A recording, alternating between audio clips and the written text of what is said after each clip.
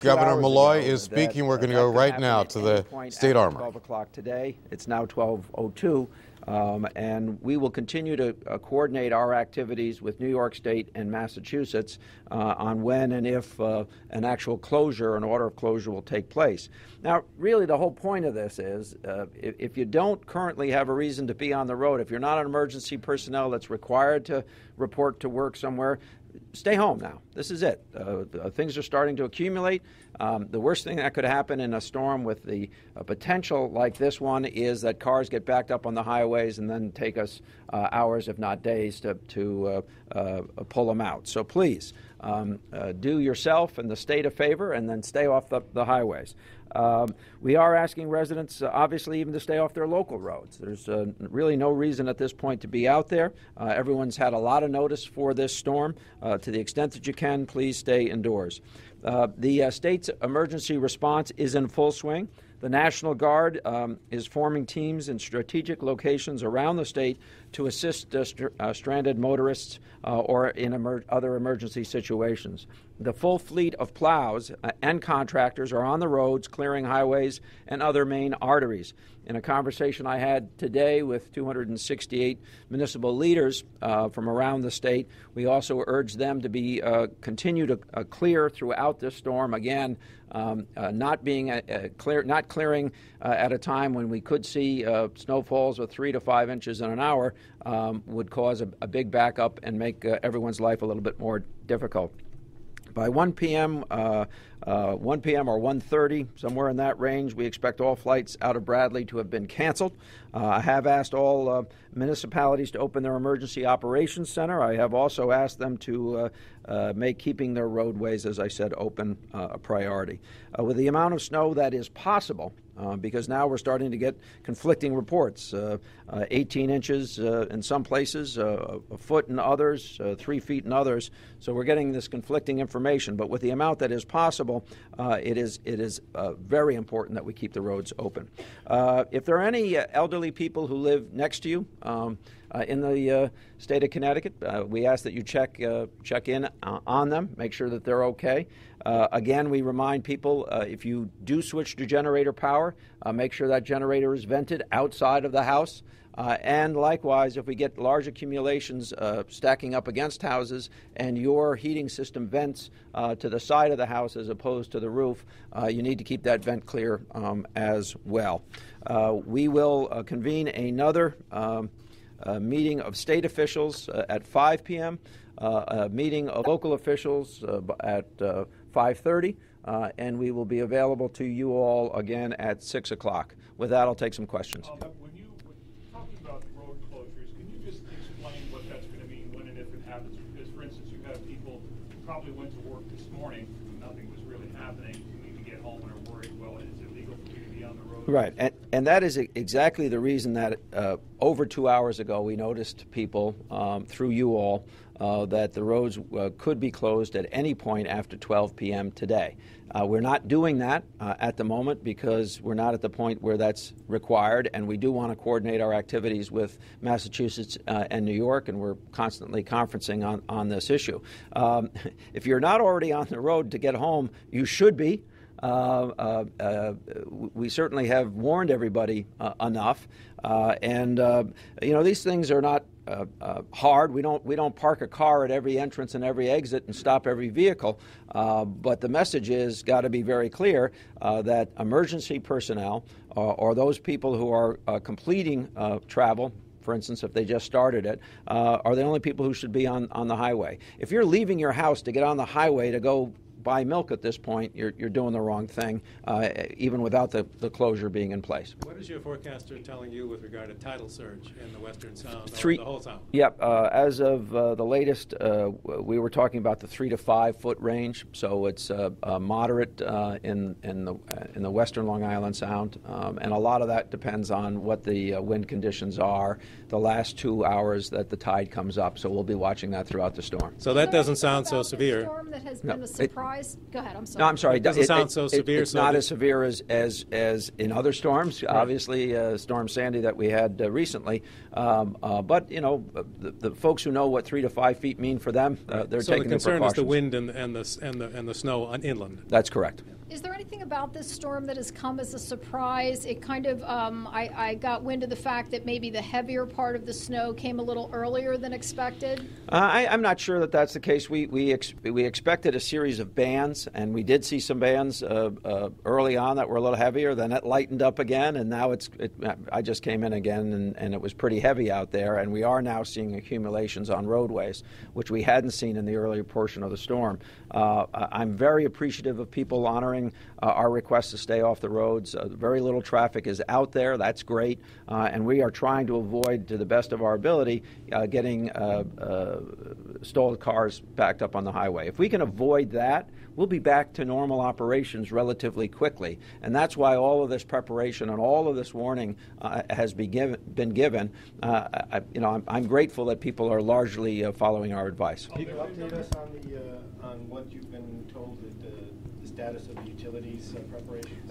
Yeah, they upgraded this morning their expectation or their planning for expecting up to 30% outages, both utilities. They continue to muster resources and to place them, in the case of CL&P, somewhere between 13 and 17 locations in the state for response. I will remind everyone, it's hard to fix a line if you have gusts of 40 miles an hour. They won't put the bucket up. So if you lose power and we're experiencing a lot of wind at that time, you should plan on your power being out for some period of time. But at 30% outage, are there certain portions of the state that will be harder hit with electric traditionally, the eastern part of the state along the shore experiences in these kinds of situations the greatest wind. So we are, Stonington and Groton and those areas have a particular concern.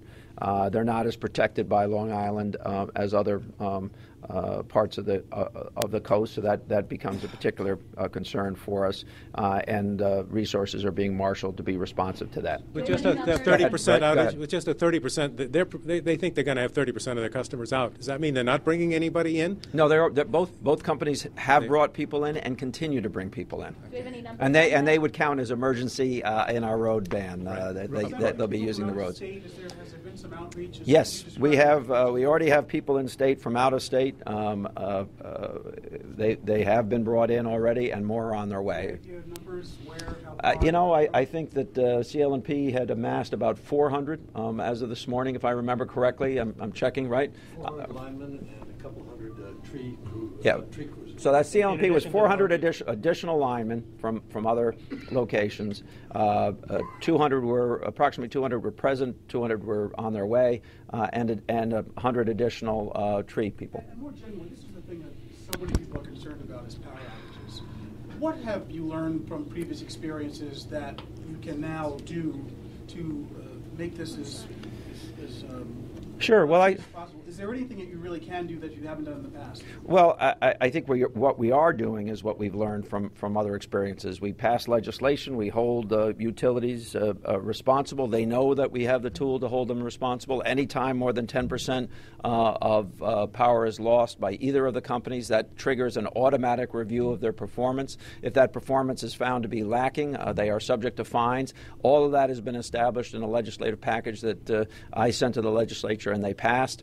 I have to tell you that we drill more, we work more, we have more maps, we have more information. Things are much better than they were when I first became governor in handling these kinds of occurrences. I will remind people that most trees don't have foliage right now, and so the horror stories on a statewide basis, the chance of that happening are substantially less once you lose the foliage. Having said that, pockets can be badly damaged and could take days to repair. We're hoping that will be avoided. What's the status of mass transit systems? Mass transit system is susceptible to being closed at any point from now on. We have also advised, I think back to your newsrooms, that information. Metro North has changed their schedule to be basically early out And if we hit 40-mile-an-hour winds, they're going to close that system. Buses will be off the roads in all locations, I believe, by 6 p.m., but they'll stop running on a local basis as soon as they make a judgment that the roads are no longer passable.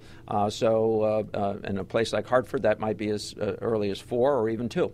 They'll stop running the trains if the winds exceed 40 miles an hour? Yeah, on the Metro North line, they'll stop at about 40 miles an hour because the catenary, the electric delivery system, is in danger. And what they don't want to do is have a train stranded between 2 stations. That's the worst circumstances for them. So if and when we get to 40-mile-an-hour winds, they're going to stop service at that point.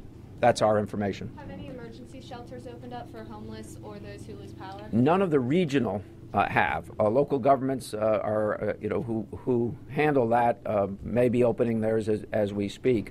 Our regionals are done by the Red Cross. Their protocols require that people be advised to shelter in place.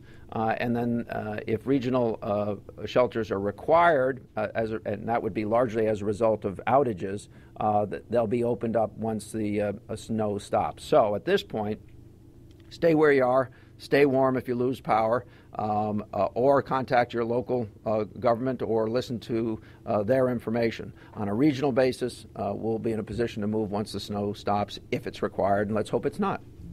Lastly, it snows here all the time, we know. What is it about this storm that particularly concerns you in the forecast that could be, there are all kinds of superlatives used, but what is it about this that could happen that really concerns you more than on a normal basis? Sure, I'll answer that. I think it's the potential for wind damage in parts of our state that would have impact on the electrical system. We've had a lot of that in other storms. That's our biggest concern. This storm presents variables that could produce some pretty extraordinary winds. Again, the earlier reports early this morning, actually the European model and the North American model were delivering amounts of snow somewhere on the high end, between 36 inches and 40 inches. That would be extraordinary in our state.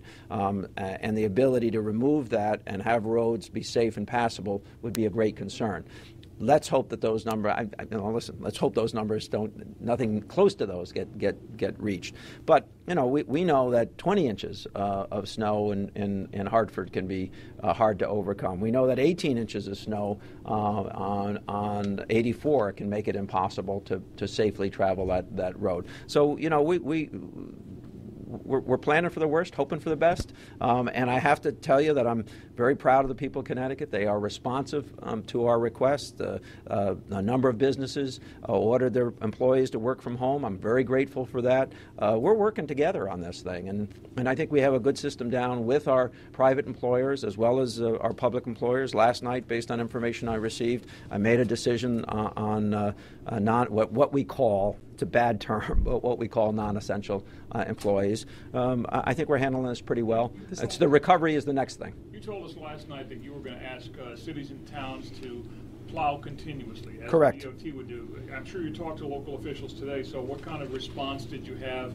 I mean, does that pose financial problems for them? What did you hear? No, there was no response. No protest, no response. I think they get that if you fall behind a storm that could lead to the types of accumulations on the high end that this storm is talking about, you may never recover eventually, but you won't recover for a long period of time. And I think there was an acceptance of that. There's sort of perspective, though. This doesn't really appear to be that much worse than the storm that happened a week after you became governor 2 years ago. You're right. It doesn't appear to be worse. That was pretty bad for some folks. Right.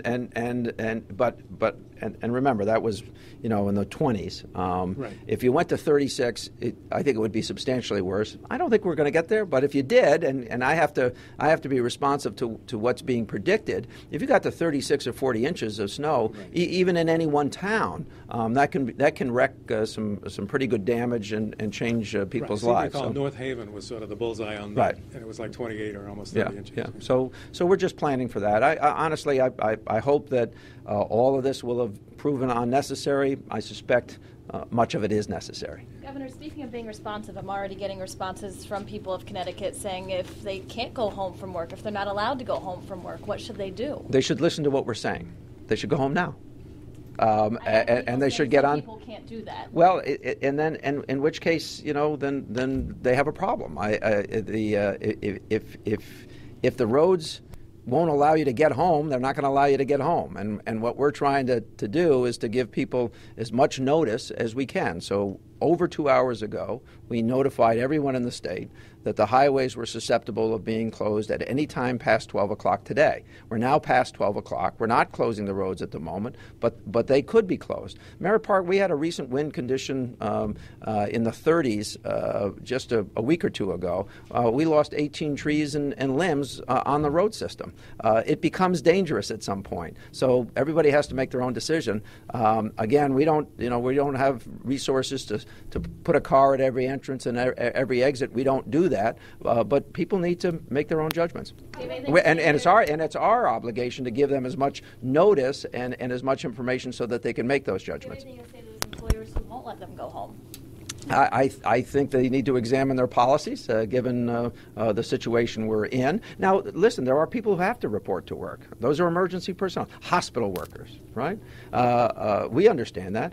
Corrections officers, police officers, firemen, they all fall under a reasonable definition of emergency and response individuals. The people who work for the utilities. I think people understand what we're talking about. How hard the storm actually hit Connecticut and that when it's over. I mean, when it's over, what do you want? You want me? I'm not Kreskin here, Is that by 5 o'clock tonight, or is No, that by Sunday night? no. It's. I suspect it's sometime tomorrow morning. When unless this thing changes rapidly, we'll reserve judgments to tomorrow. I was kidding with you. I apologize, but we'll know how bad it was or how good it was when it's over. Okay? Thank you all very much. Thank you.